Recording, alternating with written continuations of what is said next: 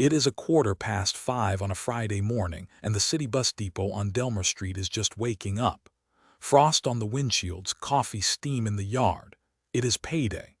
Ray, 20 years driving the number 12, walks to the mailbox wall for his envelope. A man is already standing there. Gray suit, gray hat, white gloves, holding out one open hand. Ray puts money into it before he has even counted his own. The man tips his hat and says nothing. He never says anything. He is there every second Friday, first in the yard, before Ray has even clocked out. Behind him, Ada, the crosstown driver, collects her own envelope, and the man in gray does not even glance at her. He holds the door open for her. Perfect manners. He simply has no business at her mailbox. My name is Nick, and the man in the gray suit is interest, the extra money you are charged just for still owing. Here is the whole idea. If you carry debt, you do not own your paycheck anymore. You rent it.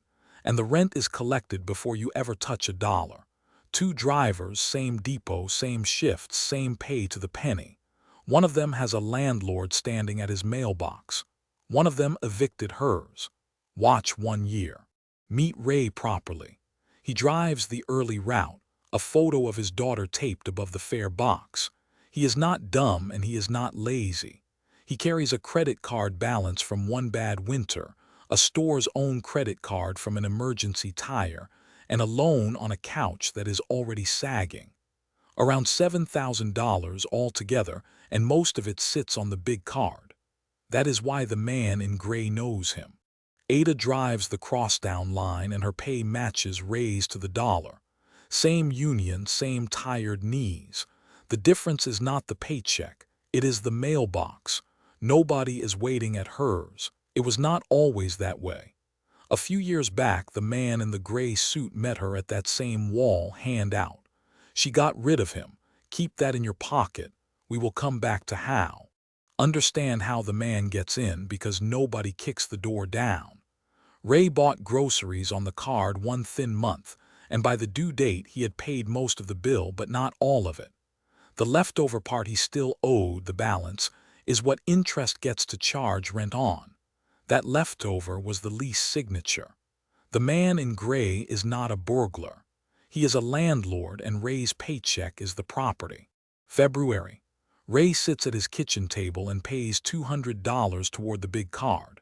The big card holds most of his debt, and its price for still owing is about $80 a month, whether he buys anything or not. So 80 of those dollars went straight to the man in gray, and only the rest actually shrank the debt. Call that slice what it is. Paycheck rent. Rent for the privilege of still owing. Now watch a payday move through Ray's hands. The envelope leaves the depot fat. The man who owns his apartment takes the first bite. The man in gray takes the second, third, and fourth, one for each debt, standing calmly at the mailbox. What reaches the kitchen table is a thin, wrinkled thing. Ray earned every dollar in that envelope. He just does not get to keep the first ones. And the minimum payment is the cleverest part.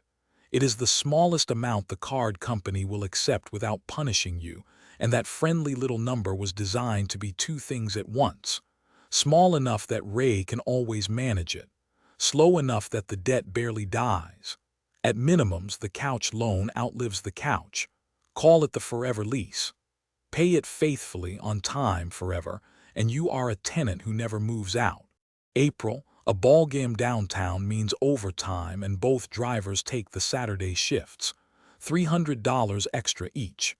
Ada drops hers into the glass jar on her counter. Ray never really meets his.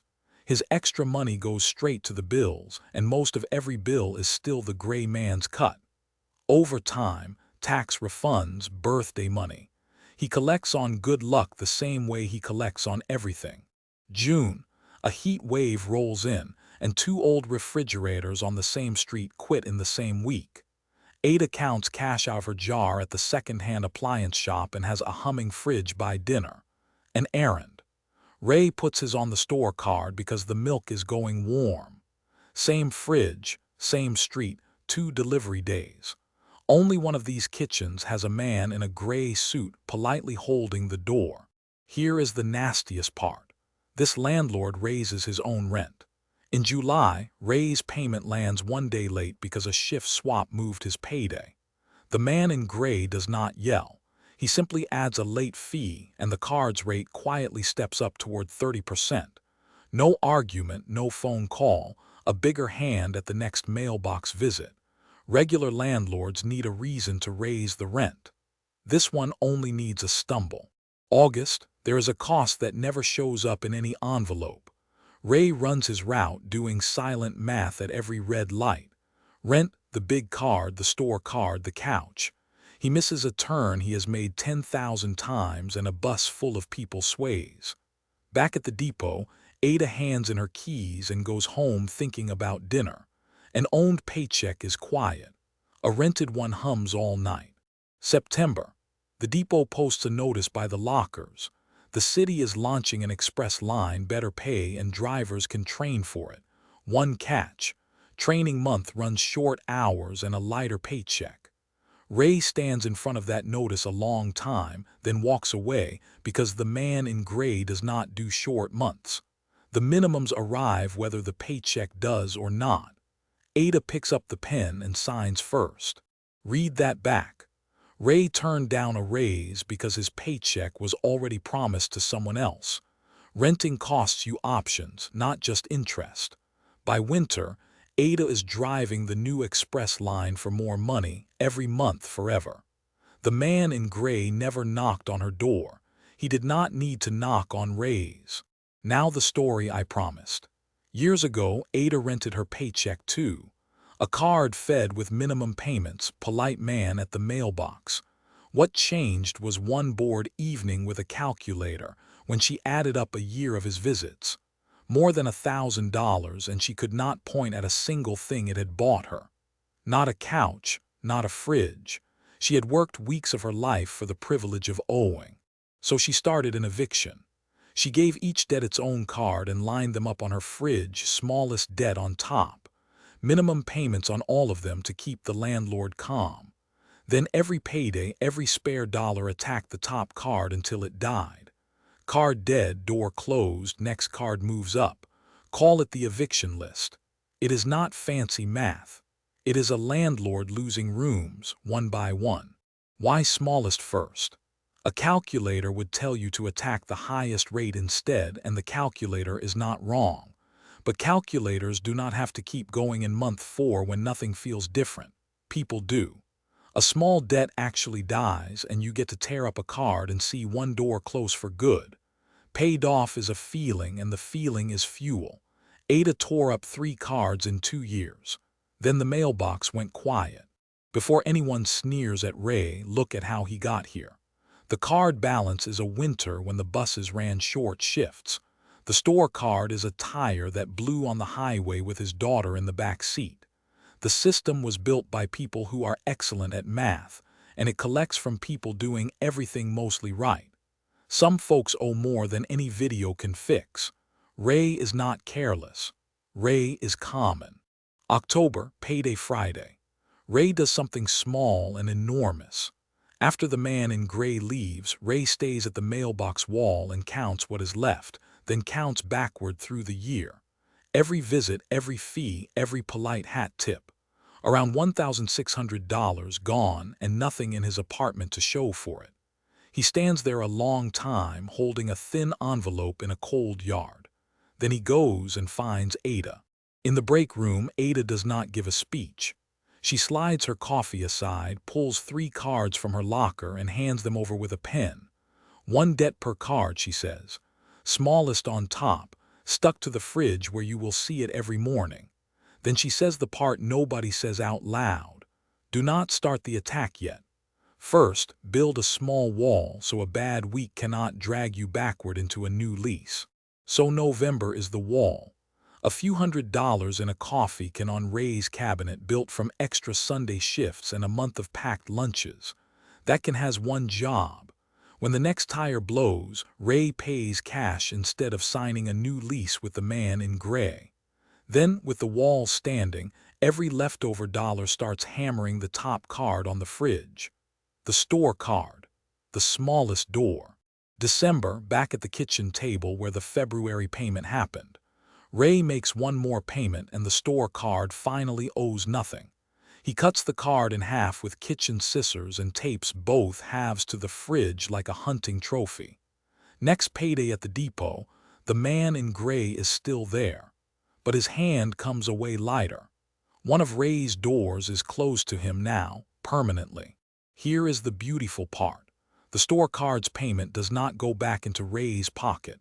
It rolls straight onto the next card on the fridge on top of that card's minimum. Every dead card makes his hammer heavier. The debt that took years to build starts dying faster than it grew. The man in gray can feel a thin envelope. His visits get shorter.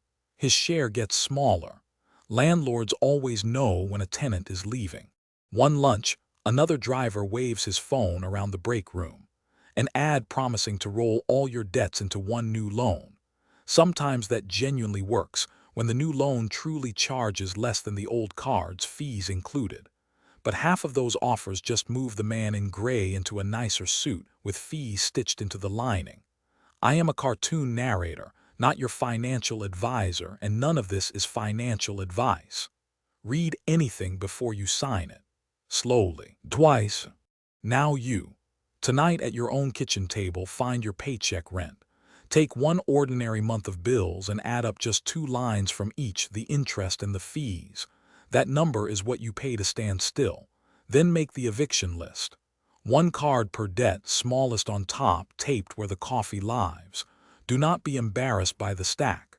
The stack on the fridge is smaller than the stack in your head.